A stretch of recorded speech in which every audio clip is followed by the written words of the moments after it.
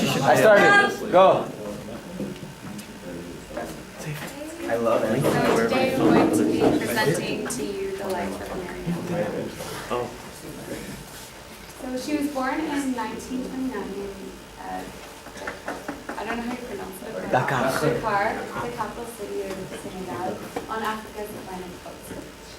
Senegal had been under French control for many centuries. Her family was very well placed in colonial circles for several generations. So now her family. So her paternal grandfather, named Sarah Collet, worked as an interpreter for French officials in the colonial city of Saint-Louis and then came to Dakar. Her father was also employed by the colonial government. He was a treasury teller of the French West African government. He then continued on to become the first Senegalese minister in 1956. Whoa. Unfortunately, her mother died when Ba was very young, so she was raised mostly by her maternal grandparents. She had a very, very traditional upbringing. She was surrounded by the members of her large extended family, so cousins, aunts, uncles, spouses, all of these, and they all lived at the family compound that overlooked the Atlantic Ocean. So, because she had a very traditional upbringing, her grandparents didn't really want her to have a formal education because she was a girl. But her dad continued to take an interest in her welfare and became her advocate for her education. So he's the one who taught her to read, gave her books, asked her to recite things in French. So that's how she learned the language. And he took her with him when he went to work in the neighboring country of, I don't know how to pronounce that. She was enrolled after that in a French language school in Dakar. So this is all because of her father's interest in her education. I have a French title because I accidentally wrote my presentation in French, and I did translate that. Okay. So this is a quote about her traditional upbringing. So she says, "The fact that I went to school didn't dispense me from domestic duties little girls had to do. I had my turn at cooking and washing up.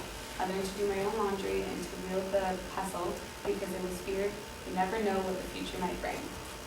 She also studied the Quran with one of Dakar's leading Islamic clerics.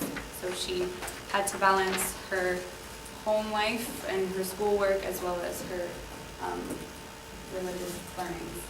So even with these conflicting demands, she managed to notch the highest score in all of West Africa in a competition that won her admission to a top French language teacher training school, the École Normale de Rufisque. So important teachers in her life were Berthe Maubert and Mariama Ba. So Berthe Maubert is the one who had to talk to her family and her grandparents and to convince them that this was enough, that she should be able to pursue her education. And Mrs. Mariama Ba is the one who actually said helped her find herself. So later on in life, after that, she wrote a book about colonial education system and also a widely discussed nationalist essay while she was still in school. So a lot of her works and essays were while she was at the École Normale. She received her teaching certificate in 1947 and worked as a teacher in high school for 12 years. She married a Senegalese politician, Obey Diop, and the two had 9 children together. Yeah. No. Life became really difficult for her after they divorced, and she had to raise her large family alone. She then began to suffer from health problems that would plague her for the rest of her life, and she had to resign from her teaching job. So she then became a regional school inspector and worked as a secretary. So causes that were important to her. As her children grew up and she had more time alone, Ba joined international women's organizations that were forming African chapters, and she began to write columns for African newspapers and to lecture on subjects important to her, such as education. Other concerns of her were the institution of polygamy, which often left married women with few legal rights. Also, she took pride in arguing the issue of female genital mutilation, and that sector gained prominence only in the 20th century. Is that like circumcision? A divorcee and a modern Muslim woman, she characterized herself, or as she characterized herself, she was active in many of the associations. So she defended women's rights, and she also delivered speeches and wrote articles in newspapers for these causes. So her contribution is really significant because she explained and described the disadvantaged position of women in general and married women in society.